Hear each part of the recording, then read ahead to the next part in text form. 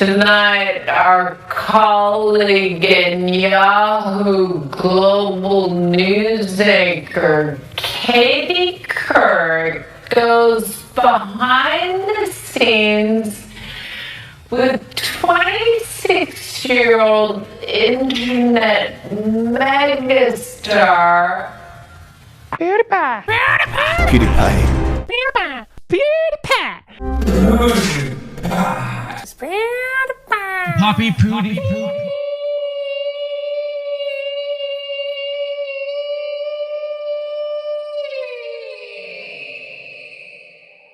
We're going to devote our energies to sports and gardening, all the cultural pursuits as far as they're concerned. In fact, we're going to put the goons to sleep. Meanwhile, we dig.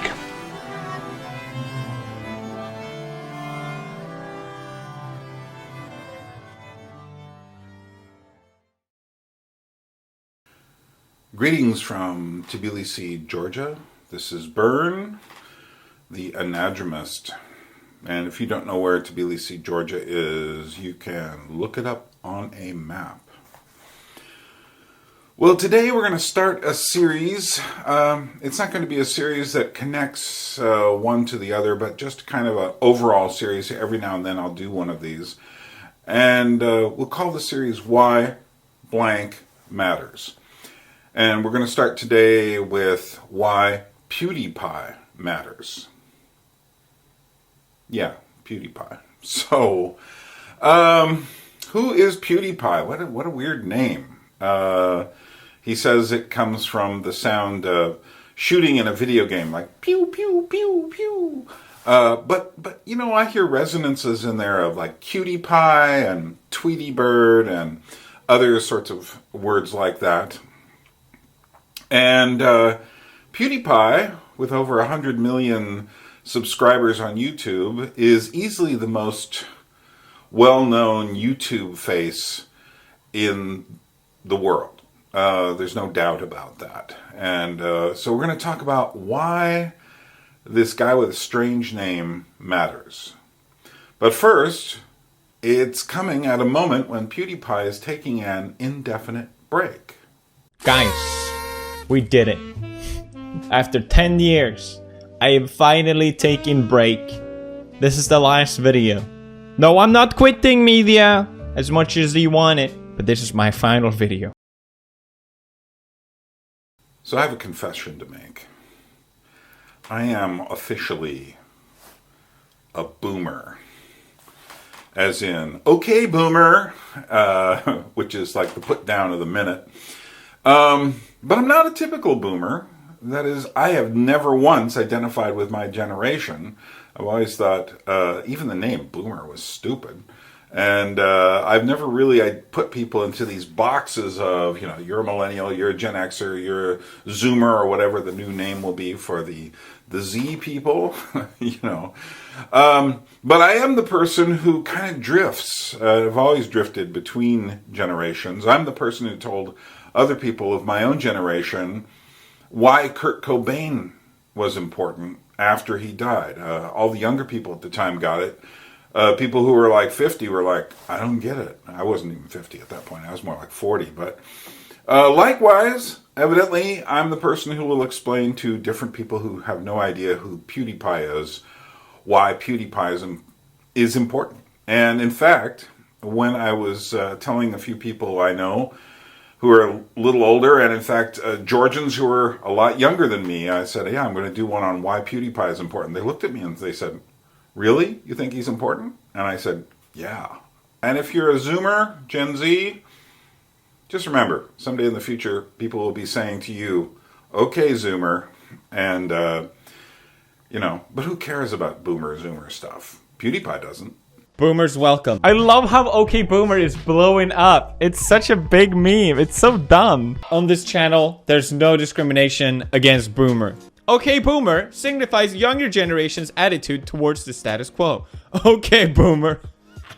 Got him. Gen Z solving problems created by Boomers. Boomers saying Gen Z are lazy and useless.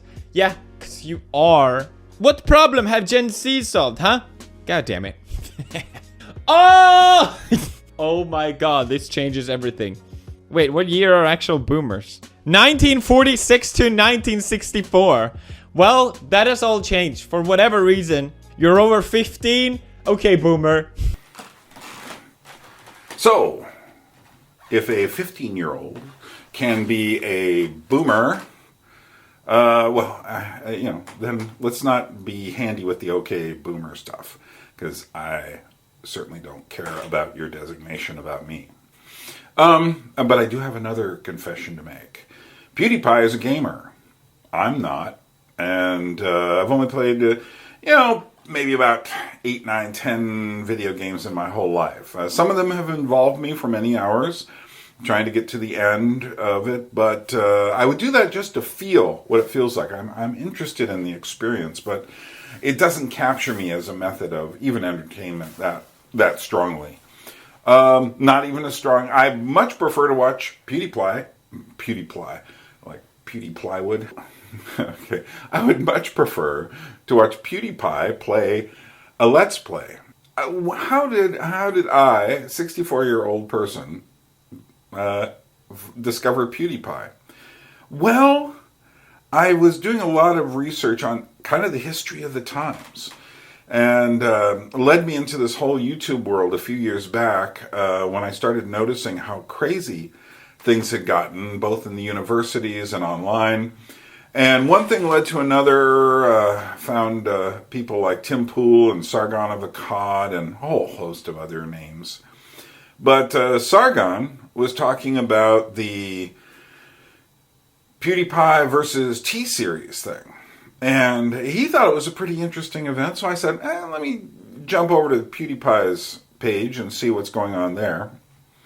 And I agreed with him. I started watching. I had actually come across him before, but it wasn't interesting enough for me to stick around. And but soon it became interesting, watching that whole campaign, saga, event happen.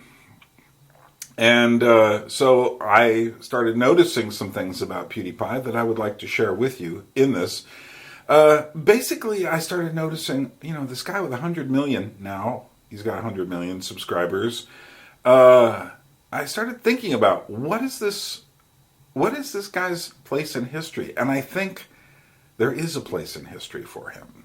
I think people will be talking about him someday. It's weird what we will talk about in the future about the past. Some of the things we think are so important are going to get completely overlooked. And other things we think, what does this mean? Or this was just a side hobby. Well, they won't be overlooked. And I think Felix, his real name is Felix Kjellberg, he pronounces it. And what's interesting is he's actually being kind to us. Because in Swedish, it doesn't sound that, you don't have that hard G at the end. You have another sound. It sounds like this. Felix Kjellberg. He's being really nice to us because the hardest part of the name is not the KJ at the beginning. It's, which sounds like a sh sound. It's the Berg sound that sounds more like Bari. And I think he recognizes that's just a bridge too far to get people to look at Berg and say something else in English. So thanks, Felix. Why is he so popular? Why did he get so many subscribers? I mean, compare the young, callow PewDiePie. How's it going, everyone? My name is PewDiePie, and I'm back. Finally, it's been almost like 3 freaking months or something. Feels like forever. Have you missed me? To this. Why is PewDiePie the dumbest YouTuber? Why is PewDiePie the dumbest YouTuber? Why is he the dumbest YouTuber? Why? I demand an answer. Oh wait, there's the video. That's right there. Speaking the truth, one video at a time. Hey, how's it going, bros? My name is... Wait, you can't just sample one of my videos as your intro. Thank you very much. What if I did that to one of your other videos? But seriously, Oh, guys, Jesus don't Christ. unless you... Someone is trying hard. Hell. want to be a slut. Like, yoga pants are so slutty. It's so slutty, so slutty, so slutty, so slutty. To wear pants that One consistent in PewDiePie's world has always been gameplay. And he actually plays games rather than live in them. And what do I mean? I mean that so many people use games these days as they use these games or franchise entertainment or as a kind of a ruse to experiment with their identity. Felix does not. He essentially is always himself while he's playing games, which is very interesting. So he remains whatever PewDiePie is, he always remains that. And that's kind of him, except it's exaggerated, of course, for video effect. But he has, over the years, showed us more of who he really is. And I think that's part of what makes him so important. PewDiePie was an early Let's Play YouTuber with games like Minecraft. And what Let's Play means, for those of you who are out of the loop, is that you watch someone else playing a video game and you kind of tag along with them, and it's like you're watching over their shoulder as they play. Here's PewDiePie, a very early one, playing Minecraft. We had some technical issues. I accidentally deleted my hard drive. So we're in a new world, but that's okay. Stop stalking me with that face. I hate it so much. Yeah, so let's be more quick this time. Hey, Piggy. Piggy. Can't even do that voice. Piggy. Eventually, young Felix got up to 100 subscribers, and he was really, really happy about that. Hey, what is up, guys? My name is PewDiePie, and yeah, today we're gonna celebrate because I got 100 subscribers. Oh my lord, 100 subscribers! Horror games were an interesting thing for people to watch with him for a very odd reason.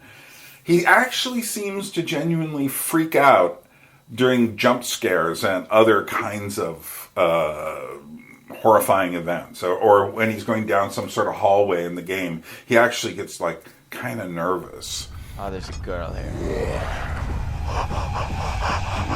No. Mom.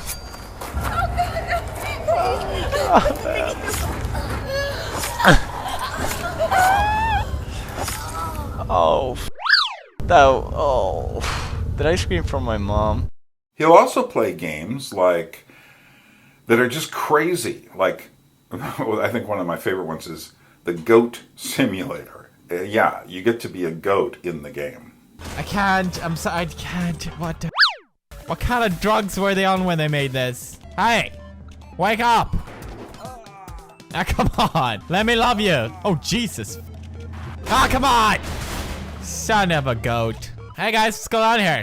What are they protesting against? He also plays VR games on occasion, virtual reality games. Put on the Oculus Rift thing, and there's one that's really disturbing of him playing this Japanese simulated girlfriend game where you can kind of make the girlfriend do what you want, if you get my meaning, and I think you do, to quote Joe Bob Briggs.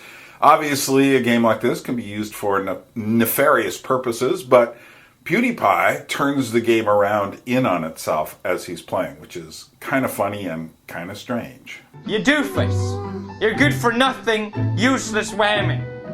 Disappointed. Yeah, you broke it. You broke the book. Because you're a moron. That's why. Japan's capital is Kyoto. Are you actually I see you looking at me with fear in your eyes. I'm asking you, is there something wrong with you? Is there something actually wrong with you? Even years later, after PewDiePie became very popular, he would still play the occasional horror game and still get just as freaked out. We're fine.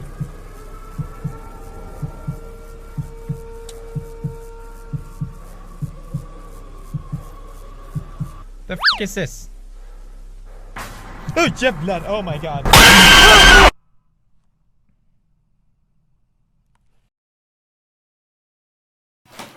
And I must thank PewDiePie for inadvertently showing us the nightmare of a world lived in virtual reality. Many folks have the notion that we're going to construct our own worlds in virtual reality. We're going to be walking through places we've made or places we've collectively made together. We're going to live these mythic existences in our minds through the screen or inside of ourselves, you know, which would beg the question, why even exist physically? But what PewDiePie has inadvertently shown us on a number of occasions is when everyone just adopts their own weird identities, is just how insane and chaotic such a world would be. And if we ever do get to it, don't expect virtual reality to solve any problems whatsoever. Who is our team? Hey, Frog, let's go, guys. Felix. It's PewDiePie, thank you very much. Ah, the thought is coming! Careful, boys. Oh my god! I got you. Good job, Frog. Ah, great, we have a handicapped Spider-Man on our side, great. Dude, don't say that. I meant... And interestingly, even in the last year, after all the drama and trauma, which we will get to momentarily, the faux pas, and even 100 million subscribers, PewDiePie returned to Minecraft again and played the game in a new way. And it's quite interesting to watch. I didn't watch that many of those episodes, but nevertheless, it was interesting to see him, and I think he was doing it for a very specific reason, which I'll get to much later in the video. PewDiePie. Oh.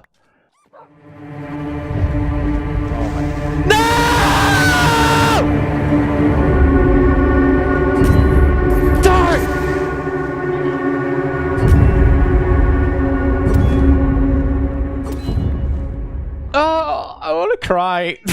Sit. Oh my god.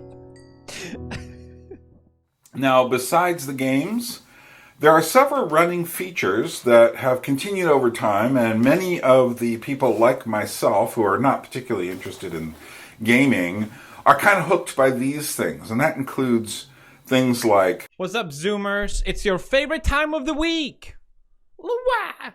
Leave your entries in the subreddit pros, and I'll watch submissions in the next episode of Luai. Meme review. Welcome back to Meme Review. It's so cold in here that it hurts to clap my hands. But I had that! Meme review is where PewDiePie reviews the world of memes. Now, if you've wandered onto this video as like one of my more normal subscribers or viewers, or just someone curious about what this PewDiePie thing is about, memes, it doesn't mean what Richard Dawkins meant by memes, and that is easily transferable notions of ideas and such like that. Rather, memes in this limited context mean kind of jokey subjects, clips of films, video games, photographs, etc. that could be repurposed endlessly. And much of the world of the normies is still, frankly, opaque to what all of this meme culture is about, as evidenced by the fact that most of the people on the left, for instance, haven't got a clue as to how to make a funny or decent meme. You also have You Laugh, You Lose, in which PewDiePie has like a little counter. He's got like 5 chances to watch things. He's got 5 lives in a sense, of course, like video games. And he has a chance to watch memes and not laugh at them. And he always fails. It's rare that he would get through a You Laugh, You Lose and not laugh. I'm 29 years old, everybody. Welcome to You Laugh, You Lose. Let's frickin' do this, guys. Accept this challenge by smashing like on this video right frickin' now. And then there's Pew News. Pew News often deals with his own foibles or the strange attacks he receives from the mainstream media and beyond. He also deals with other gamers and YouTubers, And more than one person has said that Pew News is probably more accurate than the mainstream media. And there's a kind of a truth to that. And I have seen days when the mainstream media seem to be completely off its rocker, where Pew News seem to be on target. It's a very odd sort of thing. And yet it's not really any sort of licensed news service. It's just PewDiePie. He always uses a name like Gloria Borger, and then after a while be Poppy Gloria, and then Poppy Schmoria, or he just like invents some name. He doesn't change his personality.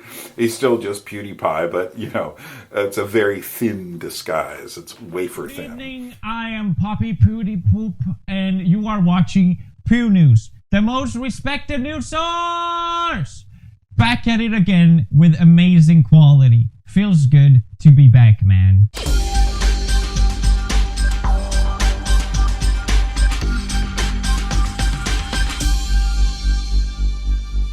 Pew News. Now let's just jump into it. PewDiePie did an oopsie. Can you believe this? PewDiePie did an oopsie.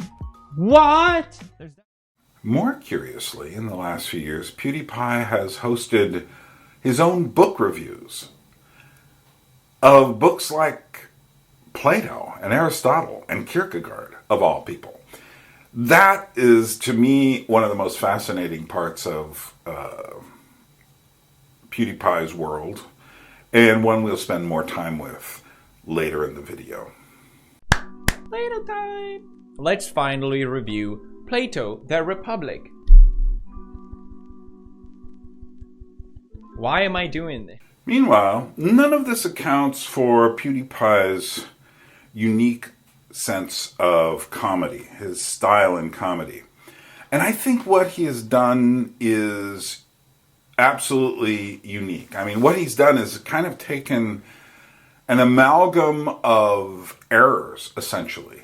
Video gamers and YouTubers have a really lot of bad habits when it comes to making videos. Among them are the people who just edit all the breath out of their speaking. So they just clip, clip, clip every time someone speaks, just so there's no space whatsoever. They do this to get rid of the ums and ands and such, but they also do this, it's a very strange habit. Or YouTubers also will use strange lo-fi videos, lo-fi cameras and phones, and PewDiePie has used all these amateur devices to his own end. Essentially what he's done is thrown out most of the rules for filmmaking, videography, comedy, commentary, and professionalism. I mean, you watch PewDiePie and he just does not look like a professional. PewDiePie will use every special effect in the video software program, which you're not supposed to do. I mean, they're there to use sparingly when you need them. But PewDiePie will just play with them. He will leave images blurry sometimes on purpose. Somehow it all works for him, even when he blows out the mic, screams into the mic. In lesser hands, it doesn't work. In lesser, there are people with lesser talent who do these things, and it just doesn't work for them to play with the medium so much. But PewDiePie is kind of, I think this is where he comes into his own. And I think another thing to remember is that a lot of what you see in a PewDiePie video relies on the editing. Now, he's breaking all these other rules, but the one thing he's really good at is editing pieces together into all sorts of strange configurations. And I think that, for instance, when you realize that he's edited all of his videos, and there's been pretty much one a day for the last 10 years. I mean, I'm sure there's been a few he's missed. And they've gotten longer over time. But that's a staggering achievement. I'm editing this video. I'm kind of in the middle of it right now. And it's like endless, Of course, this is going to be sufficiently longer than any PewDiePie video. Nevertheless, editing is work. And he can look like he's just fooling around, but PewDiePie has put a lot of work into what he does. He didn't get to be so popular effortlessly. YouTube tips. The first 15 seconds. Make compelling content first. Oh. Start off with something that will immediately grab attention. Top of the morning to you, laddies. What is up? Michael Bezos here. Hey, everybody. Hey guys, Silvertoes Kid here. How's it going? Another clickbait video for you guys to watch. Let's talk about that. Make it clear what your video is about early on, so viewers aren't confused about what they're watching. I don't even know what this video is going to be about. I never know what the video is going to be about. How's it going, bros? My name is PewDiePie, and let's find out why my channel is dying.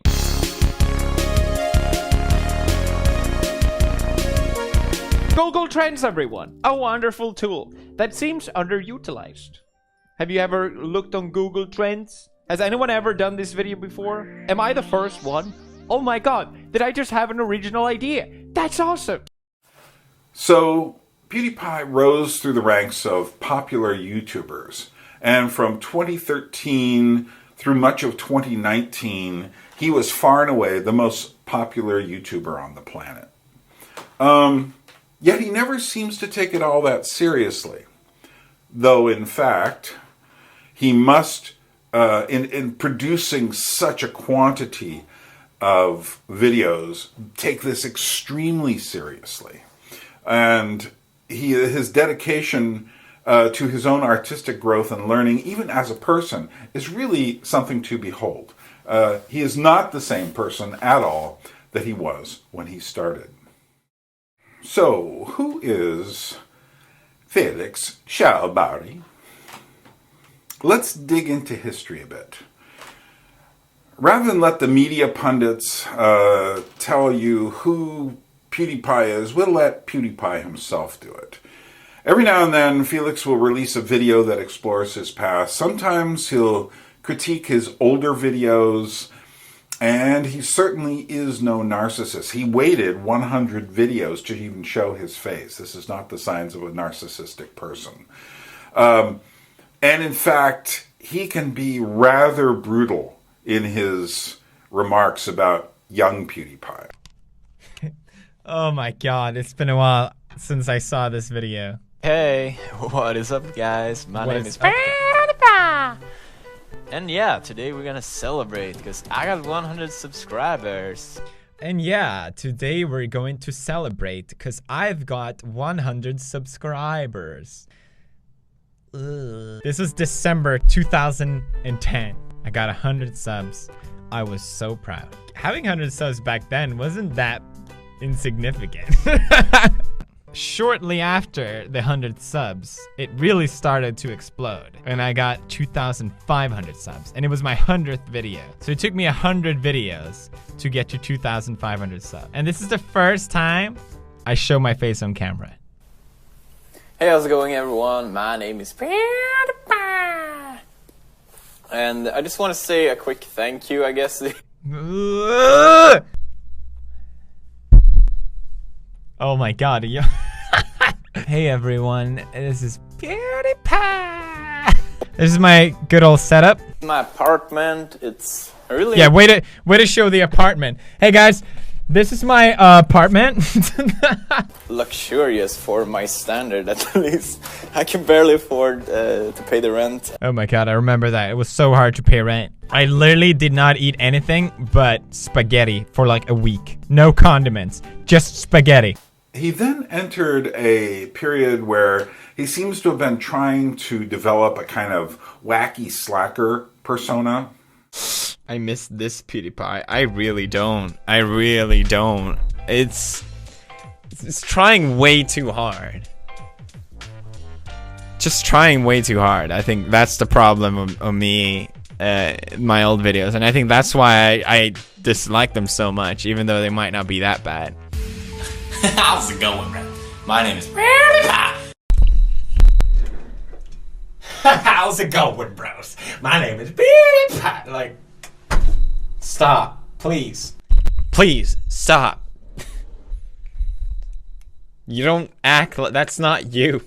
And welcome to Bounces Everything. And after 2013, he began to receive media attention. And watching PewDiePie on a talk show or something is a bit like watching a fish flapping around on land. It's just not his native home.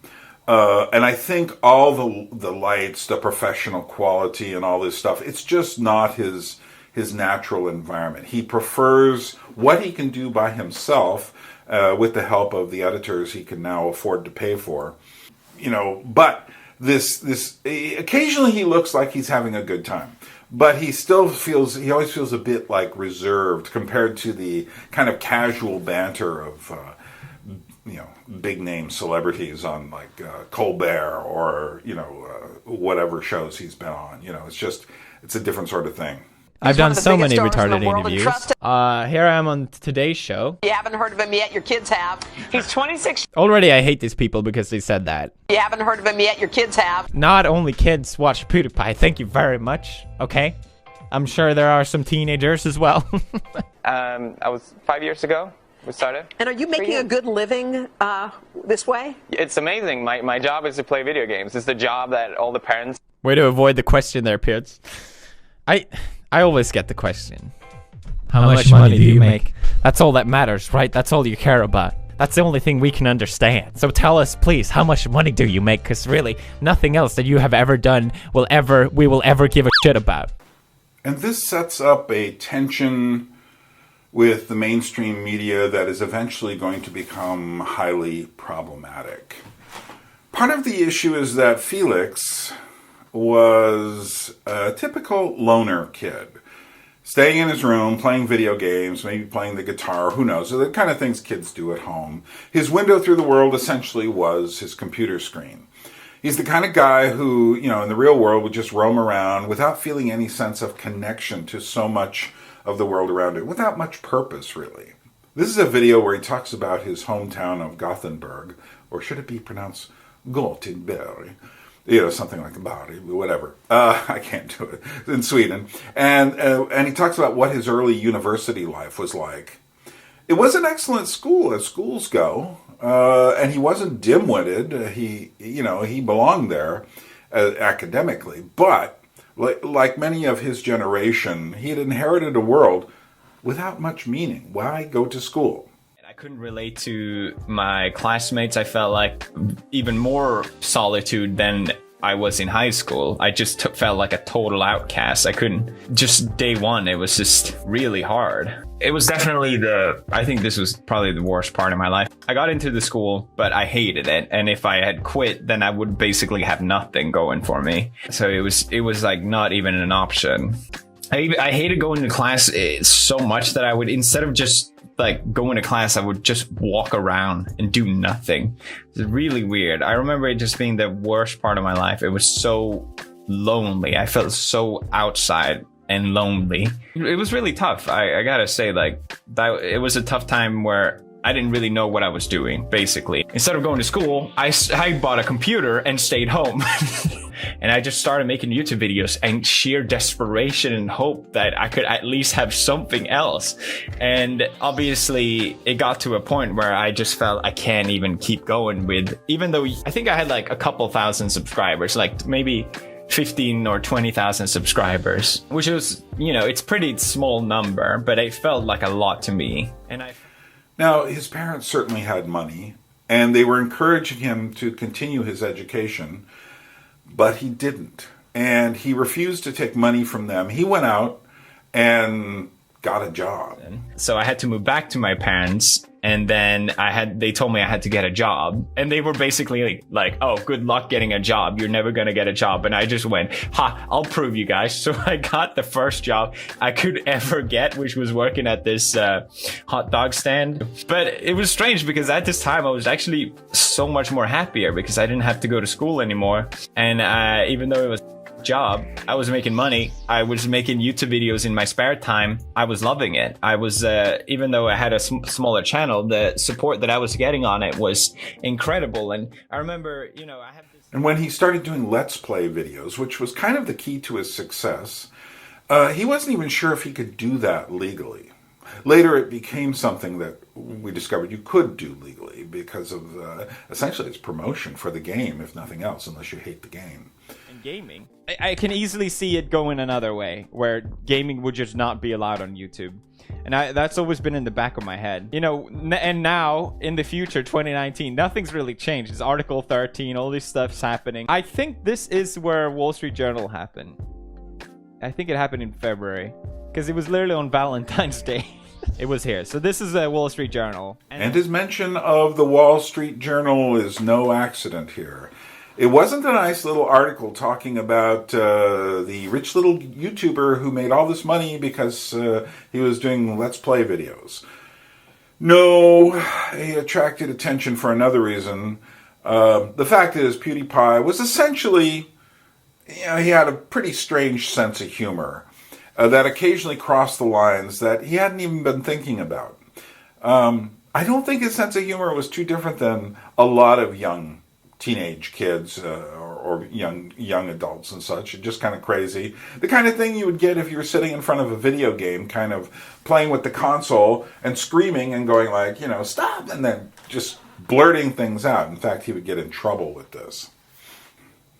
And to put him in his context, historically, his sense of humor isn't so odd for the world from the late 90s through the aughts. But in the climate of the teens, that is what some people call the tens. I have no idea why people call it the tens. They didn't do that 100 years ago. It was the teens then. And what does teen mean? Oh, it means 10. And we've just become stupider. That's also why no one uses the phrase aughts either. Aughts means zeros. But instead what we do is there's something interesting. Jean Baudrillard once said he doubted we would ever get to the year 2000. And I think he was right, because when we did get to the year 2000, in other words, when we did get to the beginning of the millennium, well, was it December 31st, 2000, when everyone couldn't hold their guns back and went crazy just to see all those zeros show up? Or was it December 31st, 2001, why do you think Stanley Kubrick's film was called 2001? Because that's the beginning of the millennium. I solved the problem for myself by calling the whole thing the millennial year. But it was really funny. Anyway, it's interesting that we've had this problem of naming the decades for 2 decades now. So we got to that we didn't know when the millennium began, and then we didn't know what the name of the decade was that came after that. Some people called it the O's. Well, that's not even a number. Other people called it the zeros. That's kind of weird. No one ever used that phrase before. Other people called it the thousands. Well, that would cover not just the whole century, but the whole millennium. So, and I think part of it is, aughts has this must of the turn of from the 18th to the 19th to the 20th century. It's like, yes, in the aughts we rode on our bicycle past the motor car, that kind of thing. And people now are way too cool, and it being so cool, we ended up having no name that really worked for the decades. I think the English sometimes call it the noughts or the noughties. Noughts is okay, that also means zero.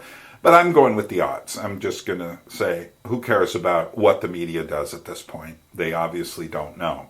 And then we arrived in the tens. Oh, well, it's just like, no one ever called it the tens in the past. It was the teens. It's just like, but what about like 10, 11, and 12? They don't have the number teen after that. Well, who cares? Anyway, sorry for the rabbit chase there. But anyway, in the climate of the teens, this increasing age of hypersensitivity, social media cancel culture developed, and PewDiePie became a nice, ripe, juicy target, impossible to ignore.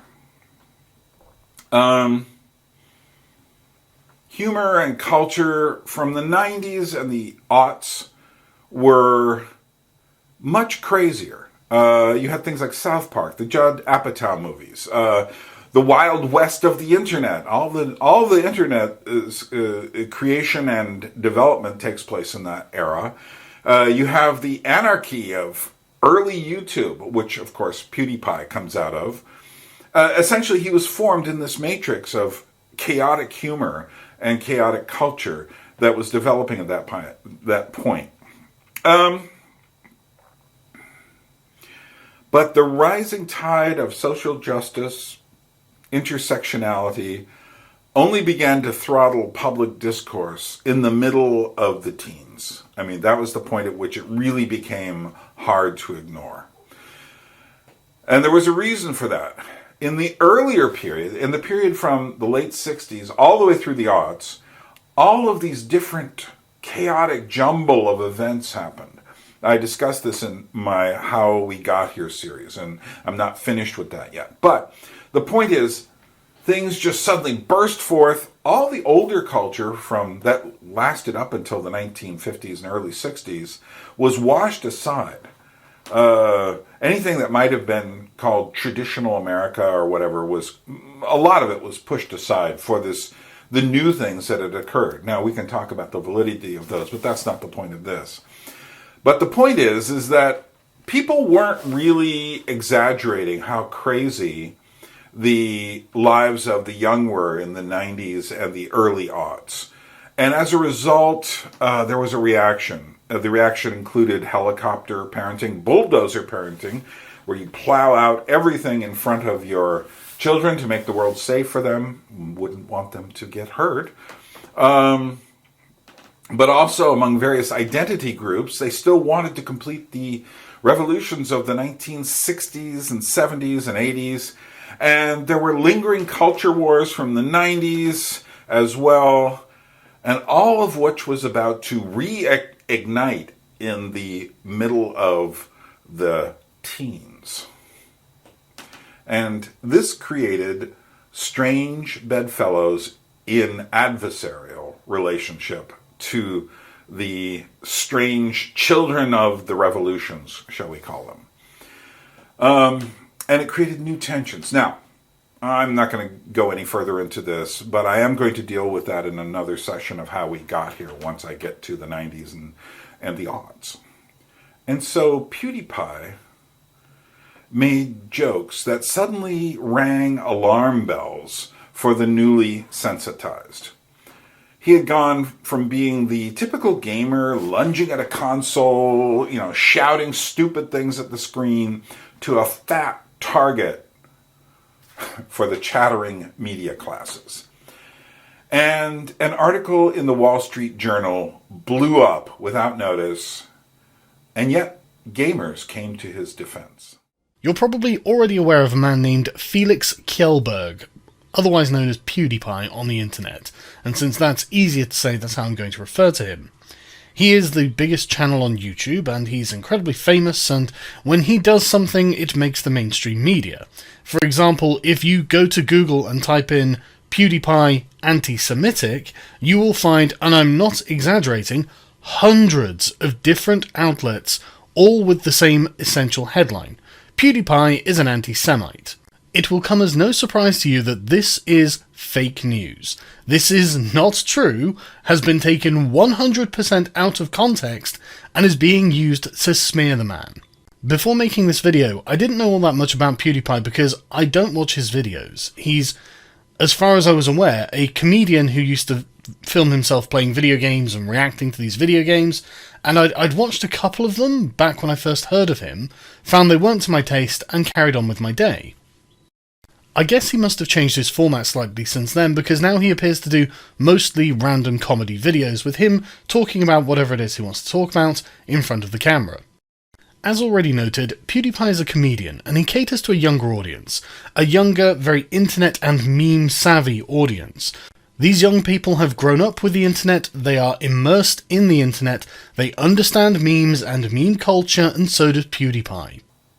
Sargon of Akkad, also known as Carl Benjamin, went on Joe Rogan's podcast, the largest podcast in the world to my knowledge, to explain exactly what the whole PewDiePie furor was over. And by the way, if you're overly sensitive and find yourself leaning in favor of the hypersensitivity, you might want to plug your ears for a few minutes, or at least turn away. Some of this will probably trigger you. So what all this came from is PewDiePie, who has an enormous YouTube presence, right? Doesn't he have like 50 million followers? 55. Holy shit. And he made some videos that, the Washington Post? Is that what it was? Or Wall Street Journal? Yeah. Wall Street Journal. Can I tell you about it? Please It's do. funny as fuck. Please do, because you, I'm sure, are much more knowledgeable. I did a bunch of videos on this, and it was the funniest thing in the world. Jamie, did you find it? See what you can find in terms of the actual jokes that PewDiePie said that are supposedly... Yeah, grab them. The funny thing, though, is that if you look at their numbers, they look like that. The Wall Street Journal. Yeah, if you look at his numbers, they look like that. And what's so strange about it, He's making hand gestures down for the Wall Street Journal, up for PewDiePie. Yeah. And what's so strange about it, though, is that PewDiePie isn't their competition, you know? All right, here we go. Yeah. Here we go. Let's. Some of them are great. Let's see what we got here. My name is PewDiePie. Whoa. Oh no, that's better. Scoop is better. Let's get into the latest scoops. So it's him. I think this is the one. Recently, some of his videos are brief, including Nazi messages, images of Adolf Hitler, and explicit anti-Semitic commentary. So this is the Washington Post version? The Wall Street Journal. The Wall Street Journal, rather. Sorry. Yeah. Following a request for comment from the Wall Street Journal, Disney said the videos are inappropriate and cut ties to PewDiePie, who ran his business. It cost him millions of dollars over Disney subsidiary Maker Studios. Cost PewDiePie millions. In a January 11th video, Mr. Blah Blah Blah featured two men holding a sign reading "Death to all Jews" after hiring them from a freelance website. I like the editing. See, the joke is his reaction to it. And the fact that you go subscribe to Keemstar, who's like another big YouTuber, he's mocking that. I didn't think they would actually do it. I feel partially responsible, but I didn't think they would actually do it. It might just be my crude sense of humor, but I think there's something funny about that. And I don't think fired there's back any, at the media for mischaracterizing him. Anti-Semitic thing about it. Again, I think there's a difference between a joke and actual all Jews. If I made a video saying, "Hey guys, PewDiePie here, deaf to all Jews. I want you to say after me, deaf to all Jews." And Hitler was right. I really opened my eyes to white power, and I think it's time that we did something about it. That's essentially how they're reporting this, as if that's what I was saying or something like that. It's amazing how popular he is with such a shitty grasp of English. He's Swedish. I think it's obvious PewDiePie was making some bad, edgy jokes. He later apologized for his lack of taste, most appropriately, I would say. He was never an anti-Semite. Like I said, he, at that point, was just a kid making bad jokes. But then, as soon as he made one mistake, he would suddenly make another. Journalist and gamer Tim Pool explains. This is not something I typically see the right do. There is some kind of brain wiring that I think exists between people, that some are individualist and some are collectivist.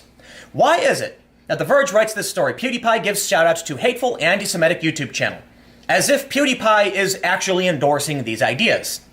I think the reason is that people on the left don't understand a world without collectivism.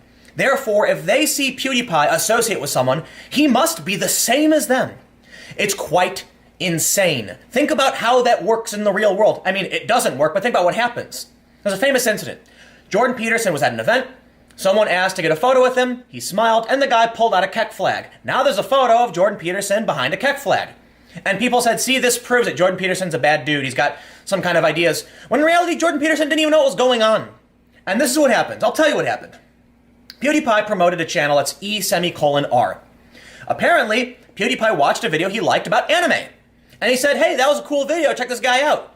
And it turns out the guy's an edgy boy. E:R is an edgy boy who likes to be ironically anti-Semitic. I'm not a fan of that comedy type. I understand it. Sometimes certain jokes can be funny, for sure. But it's meant to be ironic, it's meant to be overly offensive, kind of like the Kek flag itself. You know what I do? I just don't watch it. Mom. Mom, no, I'm not a Nazi. I promise, it's just a stupid article. Okay, love you too. Hail Hydra. I'm used to getting hate comments. And just generally really dumb comments. That's normal. But now, we got some next level.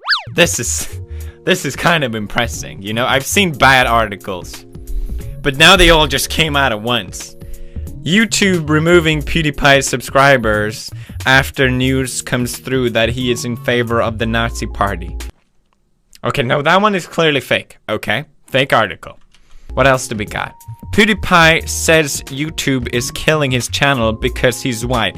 Okay, clearly another fake Oh!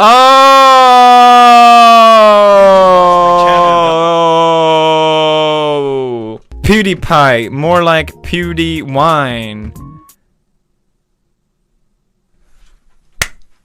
Got roasted. That's just too clever. How can I possibly have a response? PewDieWine, how come I never thought about that before? It's genius. Is there anything more annoying than some insecure rich guy? Wait, insecure? Okay, I guess. You know, I mean, I know I'm a little self-conscious about my body. You know, I feel weird about it, but you didn't have to sneak that in there, okay? What do you mean, insecure rich guy? What do you mean, is there anything more annoying? Yes, it is, this article. And then, to add gas to the fire, he accidentally blurted out the N-word during a Let's Play video in an era in which every kid on Earth uttered that word while singing along to rap songs. Not particularly shocking, and yet, of course, it's exactly the kind of thing to start a dumpster fire on CNN, you know. But it was indeed a stupid thing for him to do. One can't be like one is with one's bros playing a video game on the couch in the living room on a forum where you have probably at that point about 55 million subscribers viewing you. Not that they all viewed every day. You probably won't believe me when I say this, but whenever I go online and I hear other players use the same kind of language that I did, I always find it extremely immature and stupid, and I hate how I now personally fed into that part of gaming as well. It was something that I said in the heat of the moment. I said the worst word I could possibly think of, and it just sort of slipped out. And I'm not going to make any excuses to why it did, because there are no excuses for it. I'm disappointed in myself because it seems like I've learned nothing from all these past controversies. And it's not that I think I can say or do whatever I want and get away with it. That's not it at all. I'm just an idiot. And after a while, PewDiePie even attracted the attention of the avowed communist group, Antifa, as public enemy number 1. Greetings, comrades and slaves of the American culture alike. It is Dustin, 28, spokesperson for Boston Antifa, and we smash fash. We as anarcho-communists are seen as the only real defense against fascist ideology and the Nazis who perpetuate it. There's one ringleader in particular to modern fascism that we've gone on far too long in ignoring, though.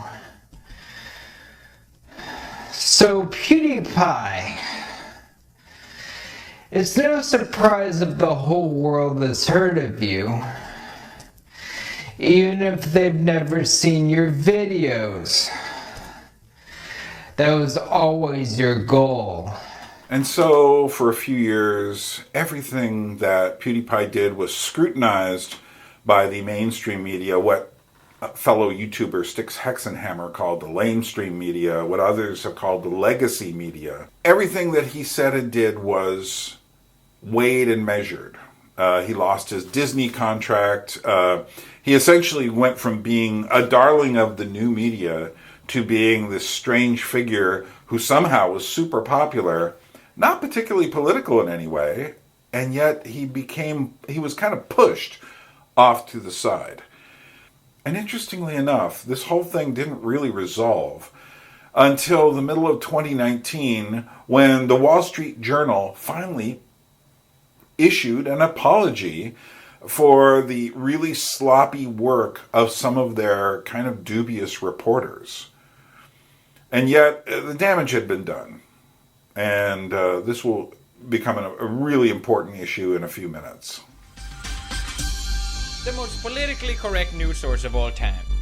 Let's sigh. I wasn't planning to make another Pew News so soon. Don't worry, guys. Squeaky memer PewDiePie will be back very soon. There's just so many news. Breaking news! Breaking news! Breaking news! Breaking news! Wall Street Journal did an oopsie! Wall Street Journal apologized to PewDiePie. This just in. Oh my god. This was featured on Wall Street Journal's website. Wall Street Journal, public apology to PewDiePie. Finally! Yatta deshne! You know, I'm not supposed to give my own opinion here on Pew News, but this is very nice. Wall Street Journal, which of course over a year ago featured PewDiePie through clever editing and out of context cuts, making PewDiePie as a Nazi. Now Wall Street Journal have finally decided to apologize. That's really nice. I guess Christmas just brings out the best in people. They issued this statement. Wall Street Journal would like to apologize to PewDiePie due to misrepresentation by... This is real, by the way. This is on their website. Due to misrepresentation by our journalists, those of whom have now been fired. That's nice. They finally realized, you know, that their own reporters are complete hypocrites. And then in late 2018 began the battle which would define PewDiePie's channel for the next couple of years. His dominance as the most popular YouTuber on the planet was about to be challenged by a massive music channel, a Bollywood music channel, by an Indian corporation called T-Series.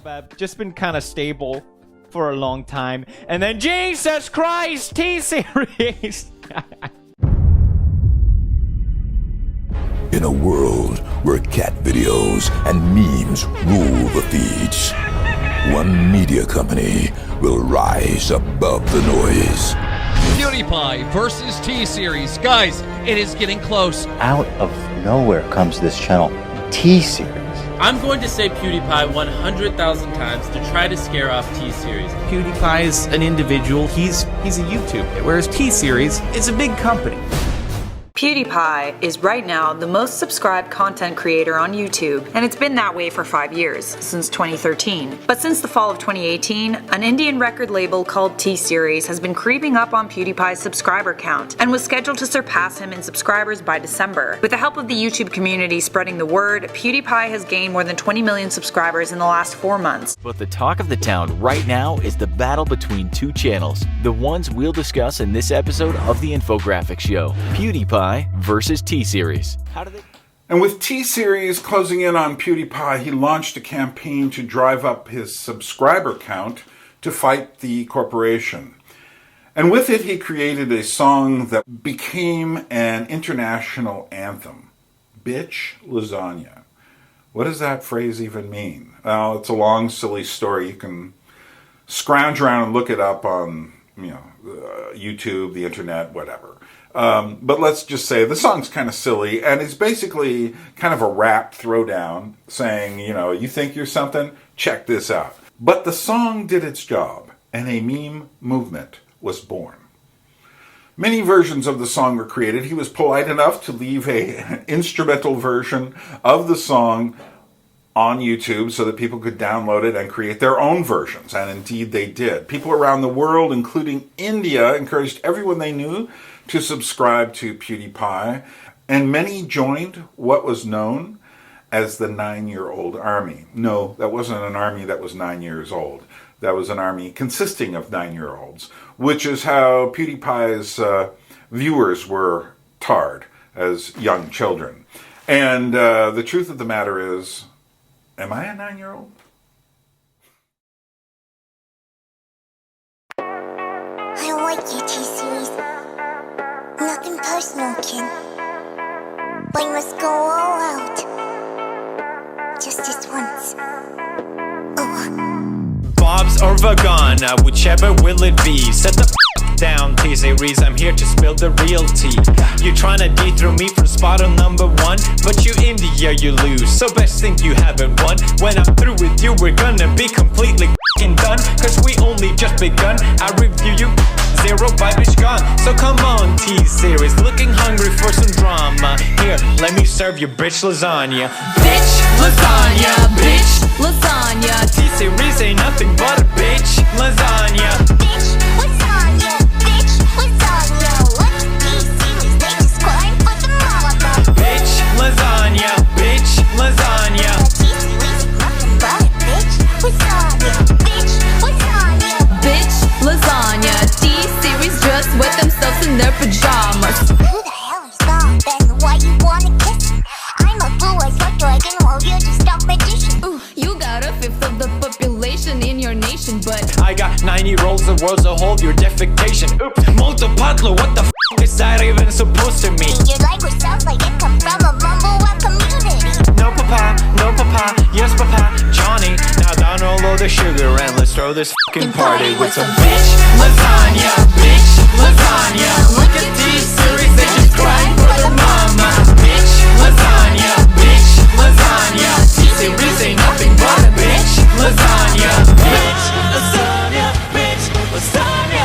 T-Series just wet themselves in their pajama. Bitch lasagna, bitch lasagna. T-Series ain't nothing but a bitch lasagna. You got a population of 1.32 billion. Plus your videos can seem to hit above a million. Stop it! 69, 69, 69, 69. We're still waiting for Takeshi 69, but still, we did it. Damn it, good job. So proud. Give yourself a pat on the back right now. Doesn't it feel good? Doesn't it feel good to know that you made a difference? You made the world at least a percentage better. Nothing changed. Well, whatever. You did something. And for that, I give you a thumbs up. You get the thumbs up, PewDiePie seal of approval, then into a bro fist. PewDiePie became a John Henry-like figure, facing the increasing corporate influence on YouTube. John Henry was a black man in American folk mythology who died hammering into rock in competition with a machine. And I think that is what made PewDiePie's quest so memorable. He's just this one lone, frankly amateurish, but gloriously amateurish YouTuber fighting a massive corporate machine. But it wasn't just T-Series.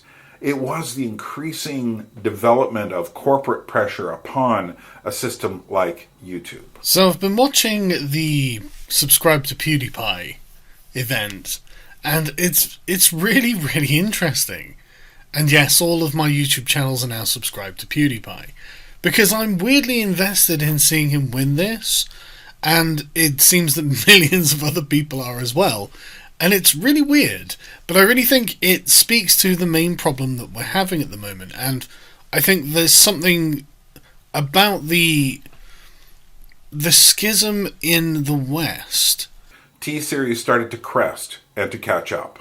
Then in the last hurrah, he brought on Elon Musk, of all people, and it worked for a while. The numbers went up.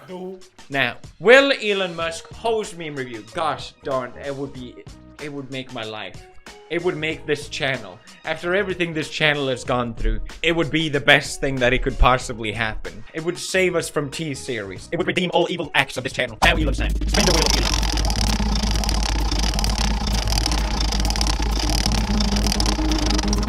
Oh! Elon Musk! I don't know what to say. You guys don't want to see me. Let's go to Elon. I don't know.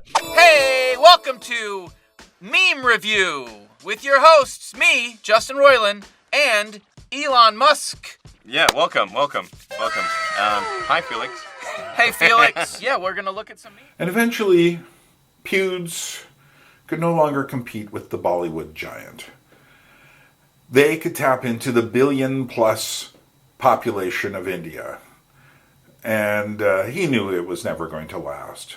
But he did release one more diss song called Congratulations, which is full of little hints and innuendos about the nature of that company. It actually got him in some sort of trouble. T-Series! Yeah! It's your big day! Whoa. Incredible job! I know we had our differences, but today, I just want to tell you! Hey, congratulations! It's a celebration!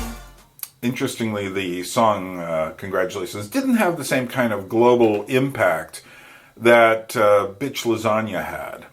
And there was a reason for that, and that reason ultimately came from a crazed white supremacist in New Zealand. Also had a manifesto on 8chan that has been taken down from social media. In it, he apparently mentioned he wanted people to rip into each other and create chaos. He also apparently added, "Remember lads, subscribe to PewDiePie," which people have claimed was to generate more media attention. There seems to be a lot that is still unknown, but Felix has broken his silence, tweeting, "Just heard news of the devastating reports from New Zealand Christchurch. I feel absolutely sickened having my name uttered by this person. My heart and thoughts go out to the victims, families, and everyone affected by this tragedy." And sadly, this led to PewDiePie canceling the whole subscribe to PewDiePie meme entirely. And it was, I think, for him a very dark and low moment, because he was now understanding what it means to have so many followers and what does it mean.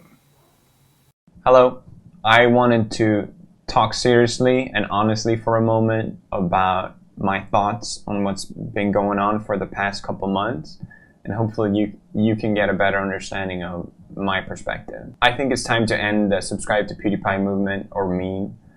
It's something that started off as a way to keep me as the #1 most subscribed channel on YouTube, and seeing so many people come to my support, other creators as well, has been incredibly humbling to me. It's really meant a lot. It's something I never thought I would experience, and it's something I thought would last also for maybe just a couple of days or maybe a week, but here we are.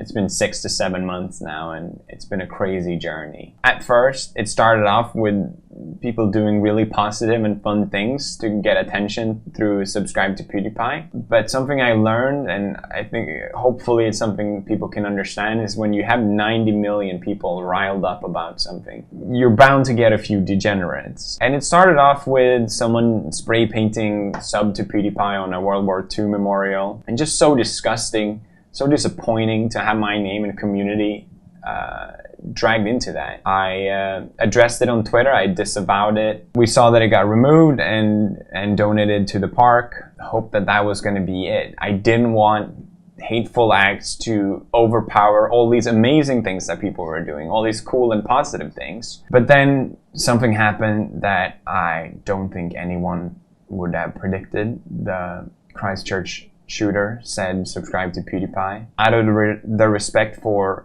the families and victims involved, I chose not to address it any further than on Twitter, where I disavowed the actions taken that day, and I gave my sincerest condolences to everyone affected. To have my name associated with something so unspeakably vile has affected me in more ways than I let shown. I just didn't want to address it right away, and I didn't want to give the terrorists any more attention. I didn't want to make it about me, because I don't think it has anything to do with me. To put it plainly, I didn't want hate to win, but it's clear to me now the subscribe to PewDiePie movement should have ended then. PewDiePie recently published a video saying it's time to end the subscribe to PewDiePie meme. He did this in response to an incident in California that I actually can't tell you about because we're restricted on YouTube, mostly because many people on the far left have attacked PewDiePie to the point it's negatively impacted all of us. There are certain words I can't actually say on this platform. And it's funny, because I'm reading all of these news stories, desperately trying to figure out how I can report the news to you, but I can't. YouTube will punish my channel, they'll derank the video, they won't let you see it, they'll strip it of ads. Meanwhile, all of these digital news outlets have the same advertisers and talk about the exact same things, but the constant attacks on YouTube and on people like PewDiePie make it difficult for all of us to even talk about what the hell's really happening. And as a result of the incident in New Zealand, PewDiePie was considered some sort of member of the alt-right. some sort of secret, fifth column of racism and, whatever. PewDiePie, in a sense, has become a canary in a coal mine for free speech. Let me explain the notion of what a canary in a coal mine is. Coal miners often encounter noxious gases when they go into newly opened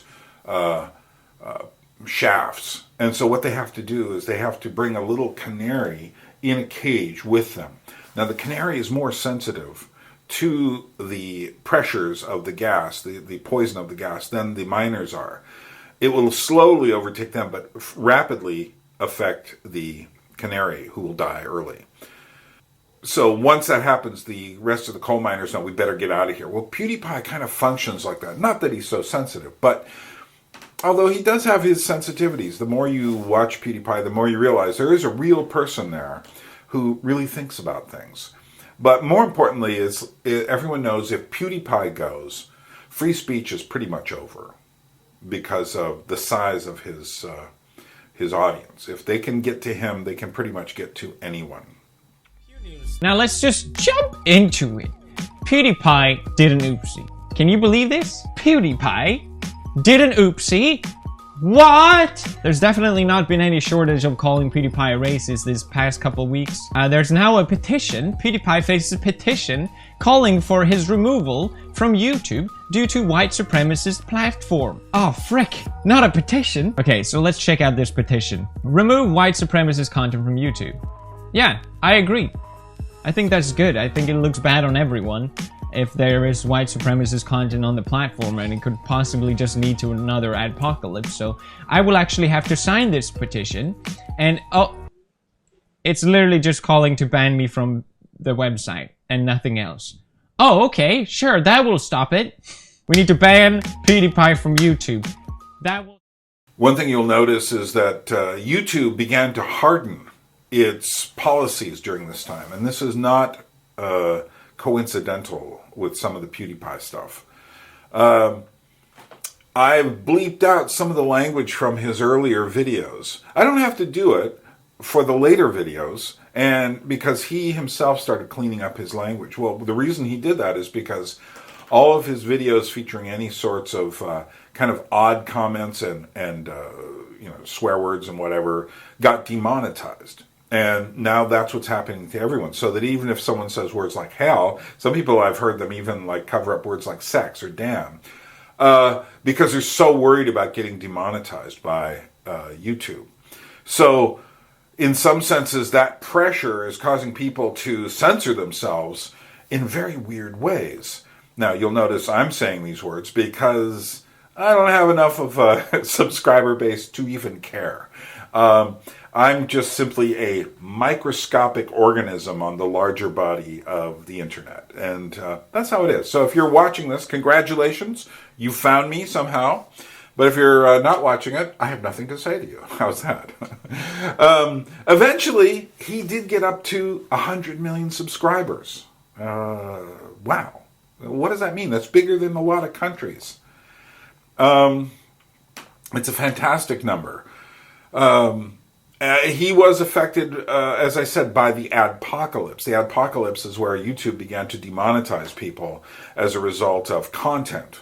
And they still are changing regularly what they will and won't allow. They're trying to become more professional, whatever that means. Not realizing, I don't think YouTube even realizes, I mean, the mainstream media obviously doesn't realize what's happening on YouTube. They really don't understand it. And every time I see comments, whether casual comments I saw, on Criminal Minds, someone was talking about certain aspects of things that would happen on YouTube, completely missing what was actually happening. Obviously, the writers didn't know what it was.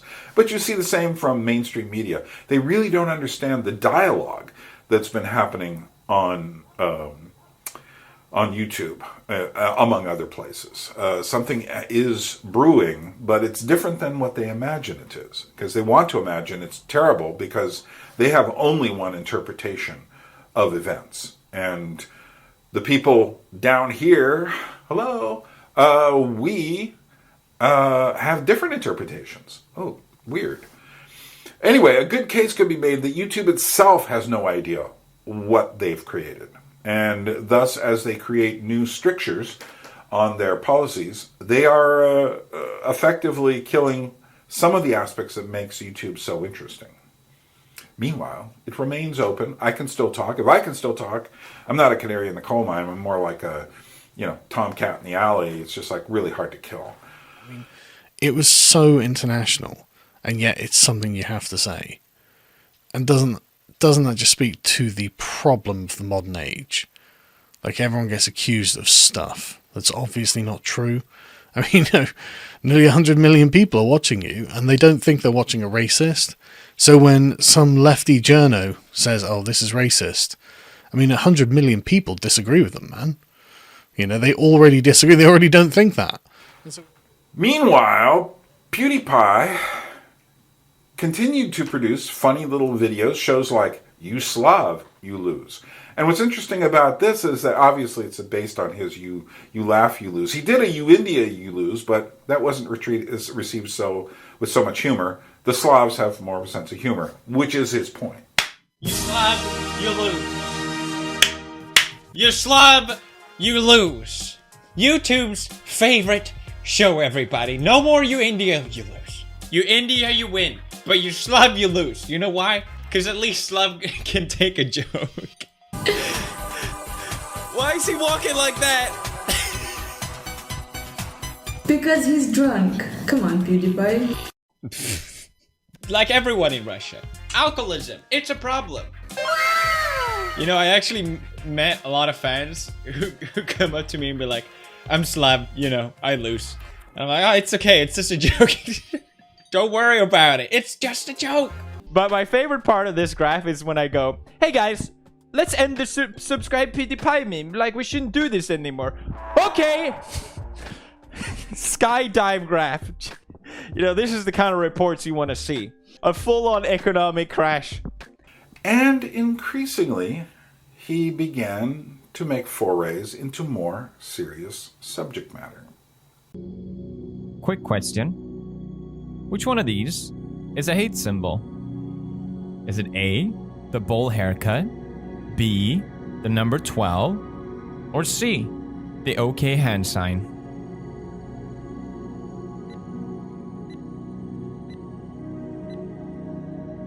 The answer is, of course, all of them. Let's go through some more examples. And PewDiePie, unlike the larger media presences, wasn't afraid to say things that got him banned in China. He supported the Hong Kong protesters. Well, boys, we did it. I'm banned from China. That's right.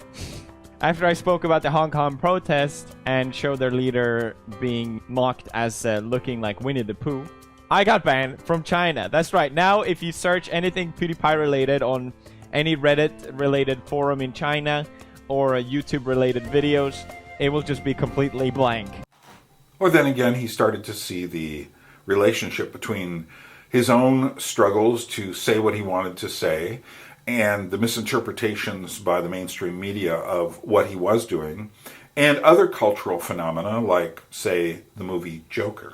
I wanted to talk about something that's been on my mind for quite a while, which is ideas around the Joker film. Yes, I'm 2 months late for anyone to still care about this, but if you clicked, hear me out. I wanted to discuss not so much the film itself. What's more interesting to me is the reaction to it and how it was portrayed and perceived by the media and the audience in general. Now that the time has passed and it's sort of come to a conclusion. So, personally, I was very happy when I saw the trailer had come out. The Joker is already a somewhat of a subculture meme, so this led to excitement for more memes. But I was mainly excited because it starred one of my favorite actors, Joaquin Phoenix. The trailer came out, it all looked great, people were very excited, but the media's reaction slowly started to become weird, talking about how Joker is a dangerous film, bringing out the worst of the internet, talking about how killing Rampage would encourage copycat attacks, talking about its dangerous message or incel culture, male rage. The list went on. It went on so much that Todd Phillip, the creator of the film, even had to step in and say publicly, hey, I really think there's been a lot of think pieces written by people who proudly state they haven't even seen the movie, and they don't need to. I would just argue that you might want to watch the movie. You might want to watch it with an open mind. That's pretty fair that you at least watch the film. The point here being, people were sure this movie somehow glorified incel violence or even white rage was mentioned. It went so far that even during a press interview with Joaquin Phoenix and The Telegraph, they asked Phoenix directly, "Are you concerned that the Joker might perversely end up inspiring exactly the kind of people it's about, with potentially tragic result?" Joaquin walked out and left the interview. But despite all the negative press that a recent Joker film received, the movie was still a huge success.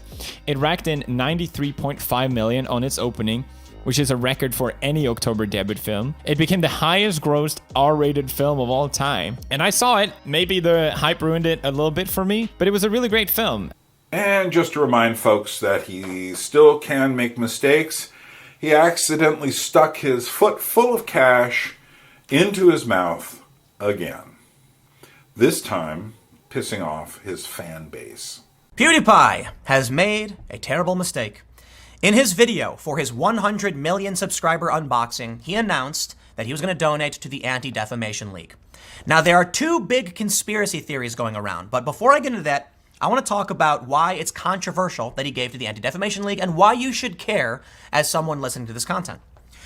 The Anti-Defamation League helped get PewDiePie censored. They helped damage his business. The Anti-Defamation League has put out, I don't want to say they've deliberately called for banning certain people, but they've put out lists where they're like, these are people who haven't been banned. And then those people get banned. While I completely disagree with the ADL, I do want to stress I don't view them as this overarching evil organization of corruption. I think they just have bad opinions. Boga, boga, boga, boga. Boga, boga, boga, boga. I'm back!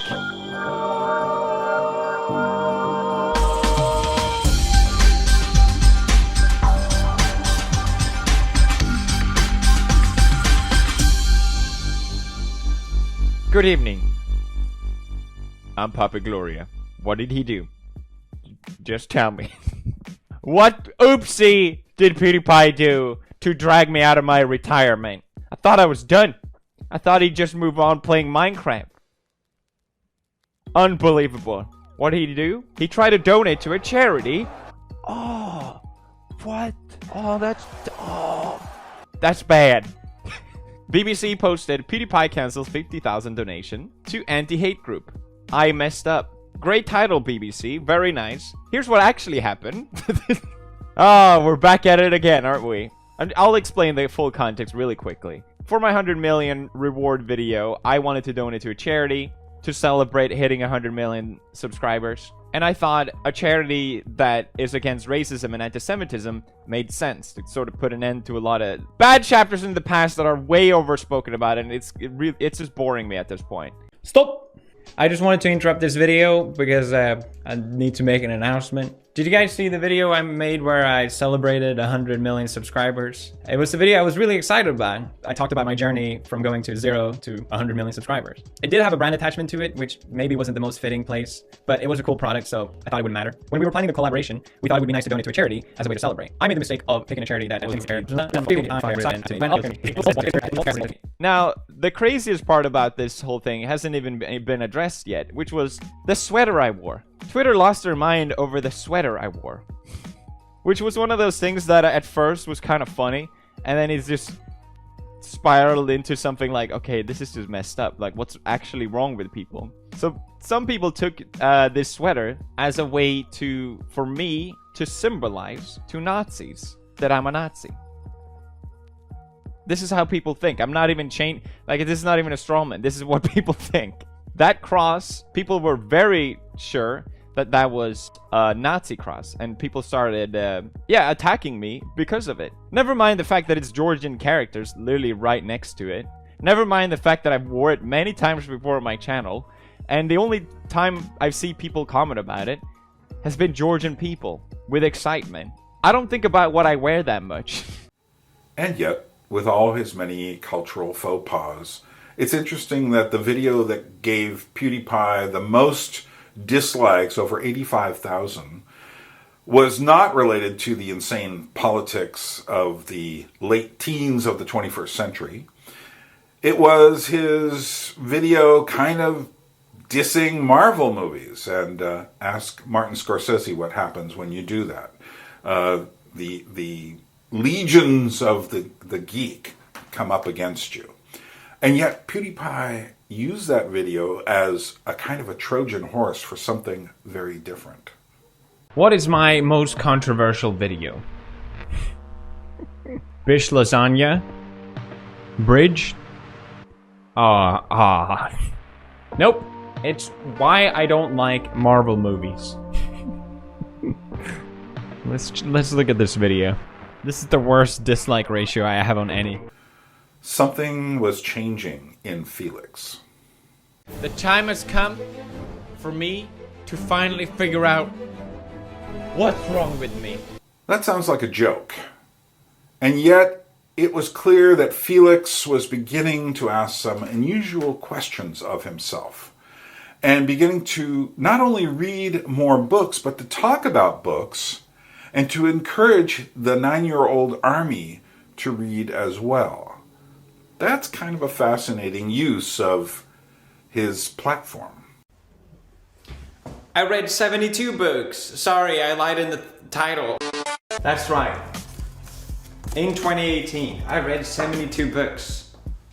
Here in my garage, and this is all my knowledge, and the other dead memes. 28-year-old man discovers books is a thing. It's the end of the year, and I wanted to make a sort of summary and talk about some of my favorite books that I read this year. And I also wanted to make this book to hopefully inspire you guys, or more people in general, to read as well. The percentage of teenagers that read for fun is at an all-time low. Let's change that. Oh yeah.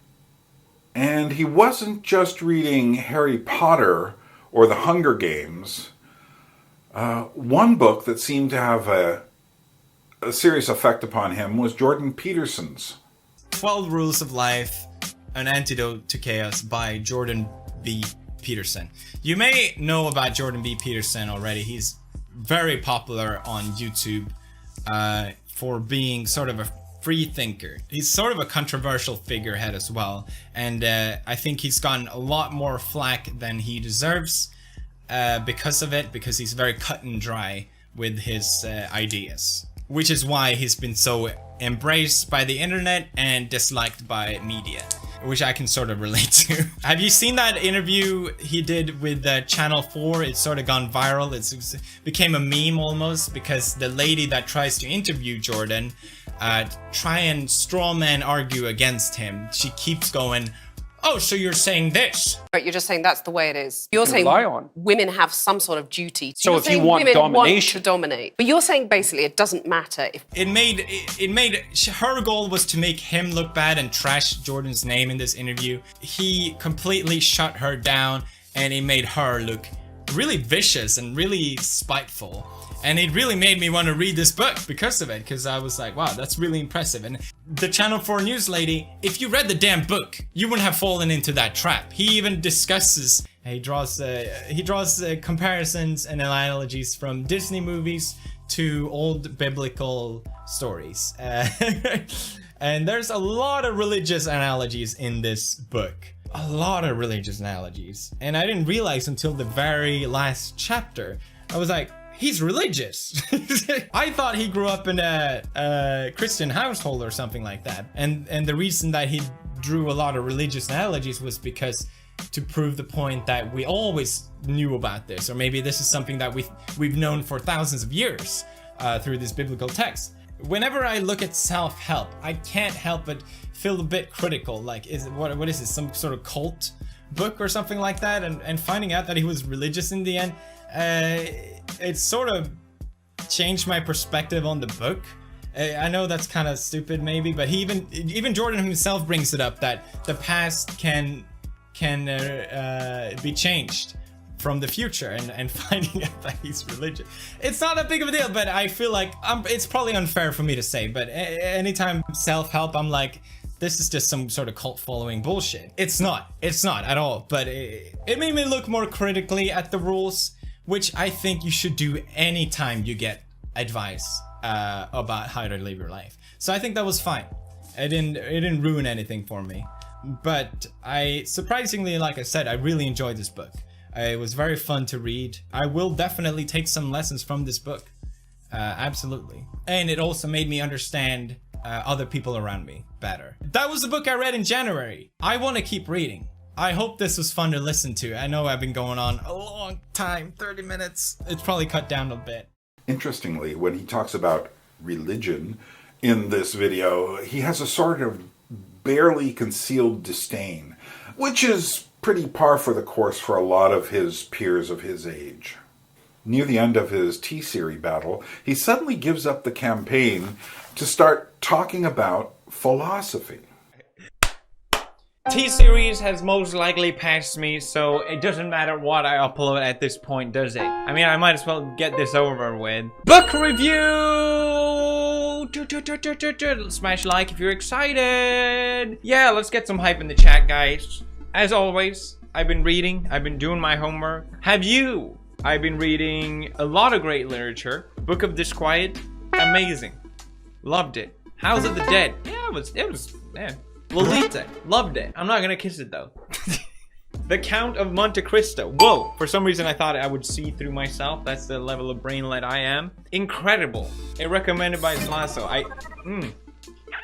Definitely a kiss from Pooch. I also read these two books which we're gonna discuss today. And importantly, he discovers the writings of the great Dane, Søren Kierkegaard. I am actually happy though how much more susceptible I am to this kind of literature as opposed to last year when I tried to read Nietzsche and it felt like one big blur. Now, learning about Kierkegaard, he himself lived as an ascetic in his younger years. When his father passed away, I think he probably felt very liberated in a sense, just from hearing how strict his dad was towards Søren. He obviously inherited his money as well, so he got financial freedom as well to really just live this ascetic lifestyle. He would get drunk very often and these sort of thing. Now, being ascetic or living the ascetic lifestyle obviously has advantages. It distracts us from any anxiety, it distracts us from boredom, and Kierkegaard put great emphasis on boredom. It's not just that you're bored. If you are bored, then you're not stimulated properly, which means you're psychologically not healthy. Around this time, he also starts questioning the meaning of money and fame. I think Socrates recognizes that money is not necessarily a good, but it's also not necessarily something bad. Here we go again with boohoo, millionaire complains about money. That's not the case. I think I view it in a very similar way. I think money is good if you spend it well, but it's not as if I have a pile of money at home that I worship and that in itself brings me joy. I hate Twitter.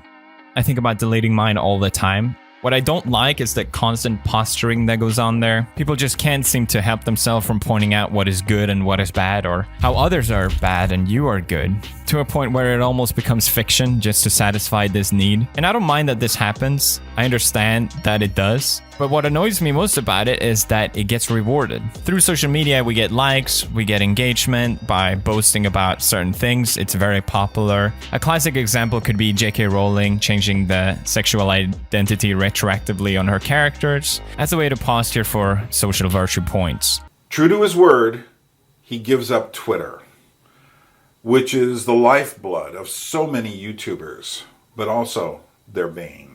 Here he asks serious questions of his own morals and ethics through Aristotle.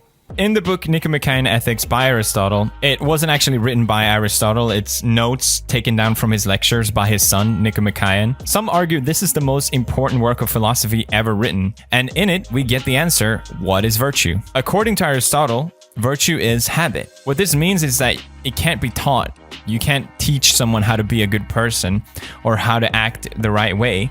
Instead, it's something that comes through practice. One good act doesn't make you a virtuous person. Instead, it's something that you have to keep practicing through action and through habit can achieve. After reading this, I find myself looking at my own upbringing and how habit has shaped who I am. I never realized just how much of my whole life and my whole being is based on habit, my moral, my choices, all of this.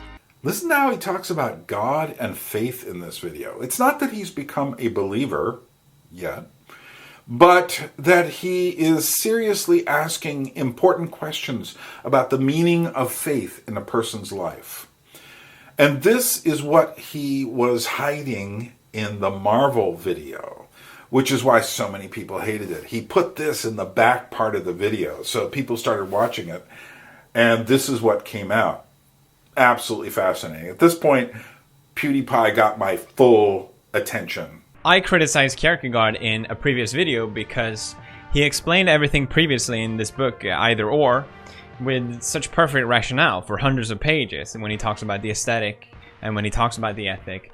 But when he talked about the third stage, the religion, rationale was just completely thrown out the window. And to me, whenever discussing religion, it has always just seemed to me like blind acceptance and blind following, and it seemed like he wanted you to do the same thing. But it's clear that I didn't understand Kierkegaard, because that's not what he wanted at all. If anything, he was strongly against that. He was strongly against blind acceptance. It's part of the reason why he criticized Christianity at the time, because people had just accepted becoming Christians, and it wasn't something that he thought people actually practiced. Even if you're not religious, you still probably blindly accept a lot of ideas. That's not to say that everyone religious blindly accept ideas, but you understand what I mean. We protect ourselves from ideas because some of them would change our worldview if we accepted them. Some ideas will never fully get pondered, and therefore we will never find our infinite. Is it a coincidence that it's called Marvel Infinity War? I don't think so. This whole connection with Marvel is so cringy, but I tricked you into listening philosophy epically. You know, my final message is this, and it's the same as Kierkegaard's. You have to practice your ideas.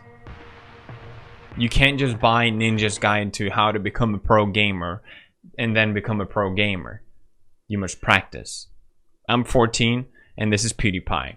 I hope you guys enjoyed this video. It's a bit random, I understand. I really enjoyed Kierkegaard's Fear and Trembling. It's a great book. I kind of feel like I've jumped a bit back and forth too much with philosophy, but it's something that I enjoy reading and something I enjoy sharing, so I hope you guys enjoyed as well. 2019 turned out to be one of Felix Kjellberg's most important years. He married his love, Marzia. He also reached 100 million subscribers, but he also sank to the depths of having his own words turned on him, not only by the media, but by a crazed fanatic. That's a lot to process, and there was more besides. So I don't blame him for deciding to take a break. Oh, wait, Sweden congratulated me? Thank you, Sweden. Very cool. Aww. Hey, thanks, Sweden. Felix, you can be whatever you want. Marzia, I want to be Sven's mother. It's entire subreddit. Tomorrow is Felix and Marcia's 8th anniversary. Aw, we look so cute in these photos. And it's also our wedding day. We thought for sure people would figure it out. Like with the date being so obvious and people knew it would happen this year. We were just worried that like press would come or something crazy. But it didn't. Everything went perfect. I'm so happy. I still enjoy YouTube. I have no plans for quitting. But this is peak. I hope we understand that this I don't see how anything more positive can come at the same time. 1,000 million subs? Aw, what a cute fan art. That's so nice. You know, it's a special day for Felix because he just grew. That's right, I grew a pair of legs. And so, having reached so many goals, including 10 straight years as a YouTuber, producing more videos than most people will ever produce or even imagine producing in their lifetime, I don't blame him for needing to take a serious break. Will he lose subscribers over this? Yeah, some.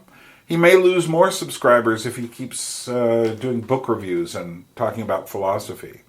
But that doesn't matter, and I think he knows it doesn't matter. If he sheds 20, 30 million subscribers over that, he still can talk to people. And I think that's what's important. The mainstream media goes on completely confident in their inability to understand him. 100 million! Ender Dragon. Marriage. 100 million. That's what I'm talking about. But most important of it all, the one thing that truly matters. 2 million at the PewDiePie submission subreddit. Let's get it, gamers. Leave your entries in the subreddit grows, and now I submissions in the next episode of Why. I'm so happy. Everything is happening at once. Perfect timing. Good job, guys. Did I just... Yeah, I clapped with fists. Okay. And naturally, of course, they interpreted PewDiePie saying he was going to take a break as PewDiePie quitting for good. One thing I really realized is, like, I love making videos and I love interacting with you guys. It's really fun. But I think this year has just been so much piling up that I think I'm like, okay, I should probably just, like, cool down for a bit. And then we'll come back with 10,000%. We'll come back with a firepower of 1,000,000 trebuchet. That's it for me. See you guys. I don't know when I'll be back, but have a good time. Like, just like enjoy yourself. I was gonna shout out a bunch of other channels to watch, but fuck that. I'm not doing that again. And that's it. Hey door. Hey door. Hey hey.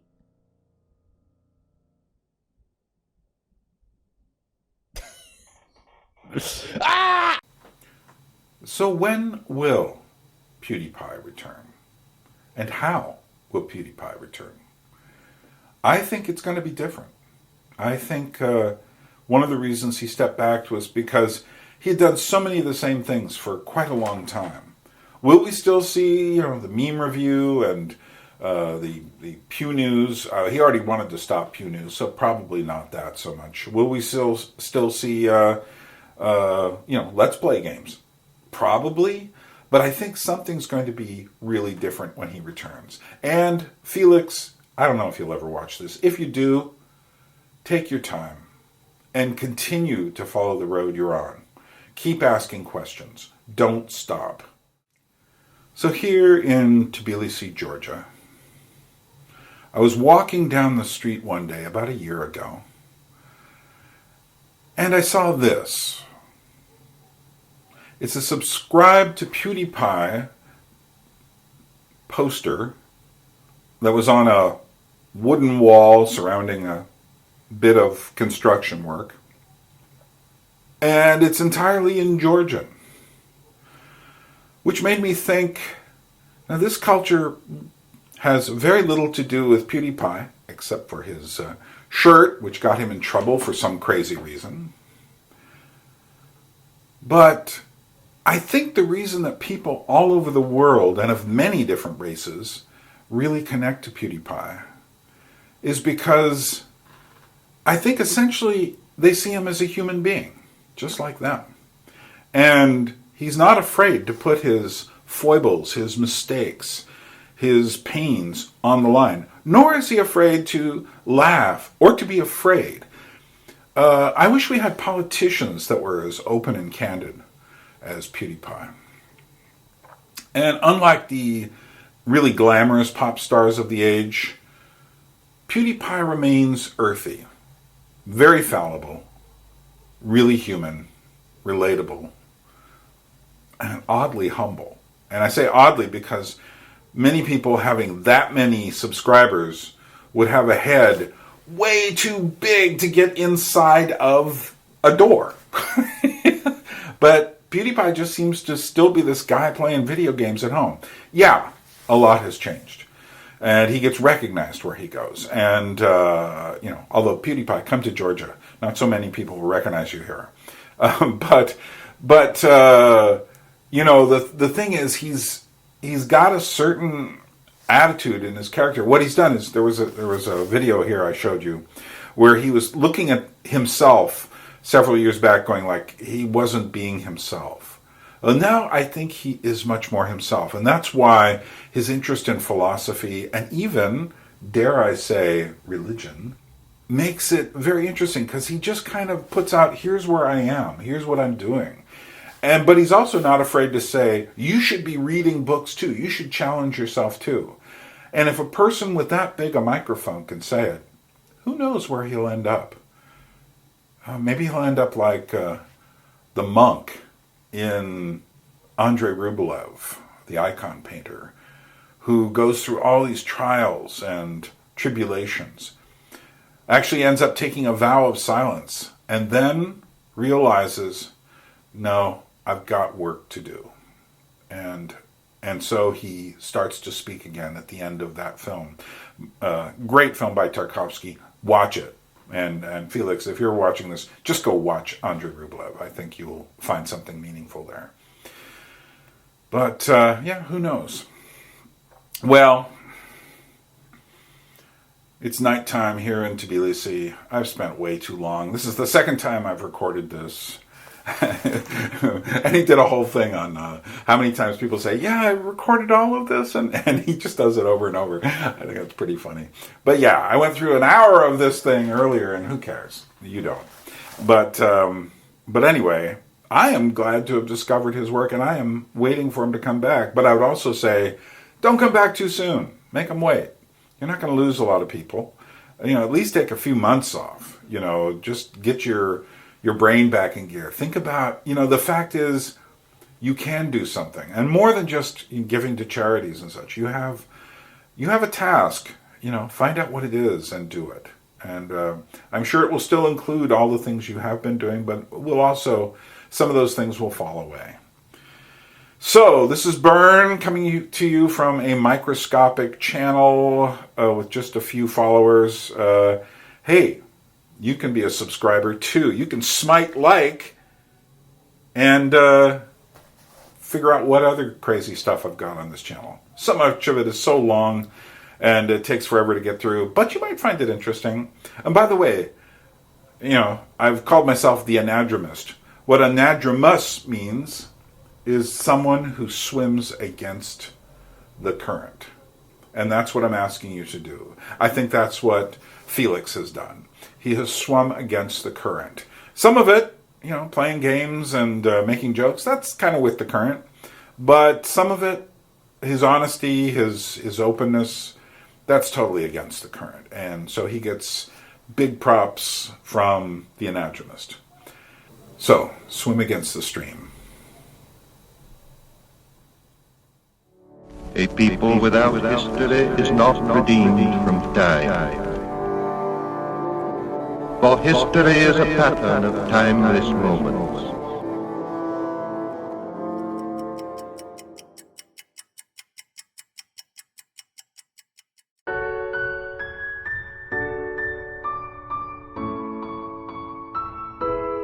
I don't like your T-Series.